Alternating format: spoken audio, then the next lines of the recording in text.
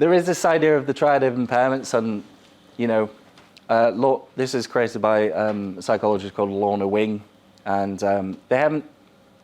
Some of the conceptualizations of autism haven't been the most favourable, but I think generally it can provide a little bit of a sort of template for how autism sort of works. You have three elements. One is, well, they call it deficits in social communication, communicational differences perhaps. That can be things like understanding indirect communication, so things like your facial expressions, your body language, your tone of voice, all sorts of stuff. We can sometimes struggle with that quite a bit. We tend to be quite literal, very sort of direct. If someone says something, we usually sort of isolate the words that are being said from a person, not really tying in all those indirect aspects to it. And also around processing. So sometimes it can take us, depending on our mental state and depending on lots of different factors, perhaps a longer time to both process what someone's saying to us and also speak ourselves. There's also the aspect of interaction, which is basically around relationships mostly. We can find any form of relationship quite more difficult than most people. We can also have a lower tolerance for socializing. So some of us would describe it as a social battery. Most people's batteries might be sitting around 90% most days, whereas ours might be 10, 20, 30%. Can't handle as much socializing without it stressing us out sometimes. We tend to be quite sort of direct and blunt sometimes. It's kind of erring between the communication interaction elements, I suppose. We don't necessarily, we like to say what's on our mind, and we don't perhaps have as many sort of social barriers sometimes, like how do you say, like etiquettes or like social norms in how we sort of communicate with people, which can be good. Some people like it. It's great. You ask us a question, we'll tell you what we think. Some people like that, some people don't. Really depends on whether the response is negative or positive, obviously, but we can also be perhaps quite socially unique, quirky, eccentric to other people. Some people might describe us as such. I quite like the term myself. I know some people don't like that characterization. I quite like being weird and quirky. Probably the worst insult that someone could give me is that I'm normal. Don't quite enjoy that. And also emotions. So we can struggle both understanding what someone's emotional state looks like through that indirect communication, and also ourselves through alexithymia, which I will go on to in a bit. There's also an aspect of imagination, which I don't think it's got the right title, but it's generally around sort of preferring routine and certainty to things, and perhaps having some more repetitive behaviors like stimming. Some people like to bounce and rock and do all sorts of movements which regulate them quite a bit. Everybody does it to a certain extent, but autistic people, our stimming, our regulation tends to be a lot more apparent because it's not something that most people do. If you sort of bounce your leg while you're sort of working or listening, that is stimming in a sense, but it's not really characterized as that in sort of the psychological literature.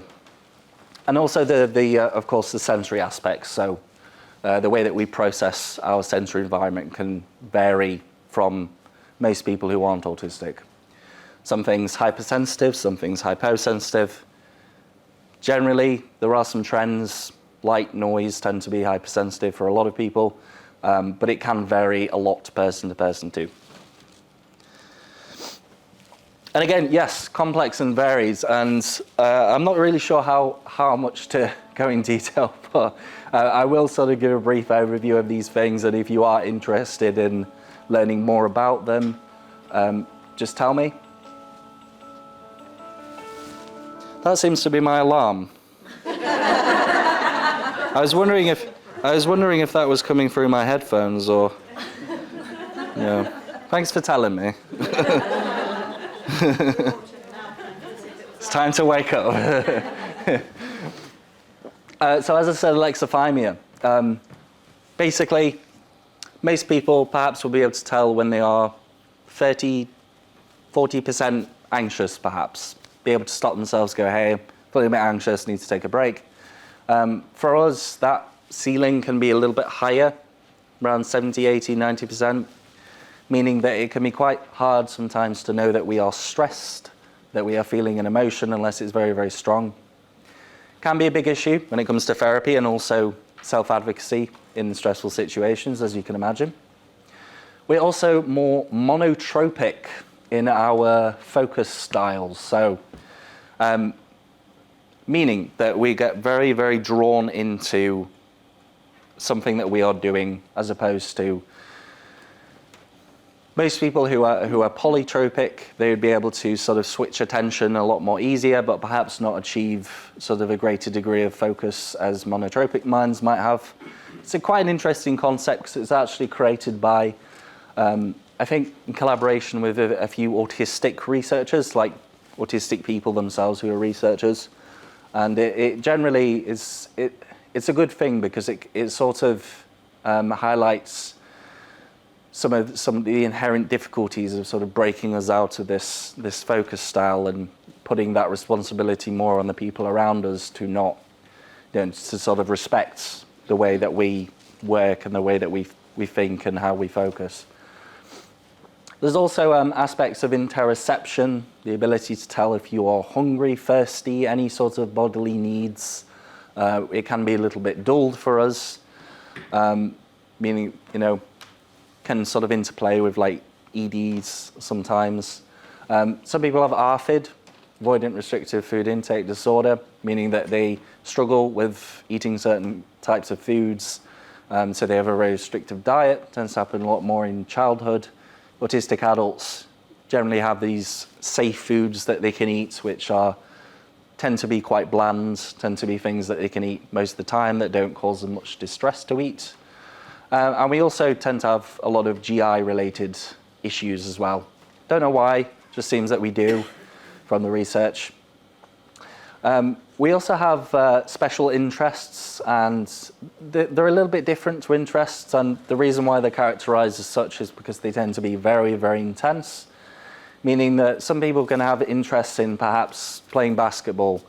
If an autistic person has a special interest, perhaps they will try to use basketball references or try to understand things from the court of basketball. They might listen to recordings of basketball being played. They might watch it on the side when they're sort of winding down for sleep. Basically, like a lot of their life is filled up with that interest. It can be a good thing and a bad thing, depending on what you are interested in, of course. Very personal, I would say. Executive functioning, something that we're going to talk about with the workplace stuff, impacts sort of our ability to understand sort of manage time, organize, sort of deal with lots and lots of different things. It tends to vary person to person, of course. Some people are fine with it. For me, communication stuff is good, but executive side is pretty bad. So I do need like support from people to help me with things such as like eating, cleaning, not eating myself, but preparing food. That's something that I struggle with quite a bit. We can also have a lot of co-occurring conditions, like a very wide variety of co-occurring conditions, particularly ADHD. So you hear a lot of people sort of talking about, is autism and ADHD really that different? I think it is, but some people are kind of, thinking about it fairly much, yes. We also have these meltdowns and shutdowns. I'm not going to go too much into them, but basically they're states of high overstimulation which cause a drop in functioning, communication in some occurrences, usually due to a combination of external factors, sensory issues, social, sort of overstepping your social battery, overworking. Tend to be quite intense for me, meltdowns. Shutdowns tend to be a bit more common. Sort of like the less sort of aggressive, less emotional side of a meltdown. Just kind of a bit to yourself, you kind of lock in. I can't really communicate when I'm having a shutdown.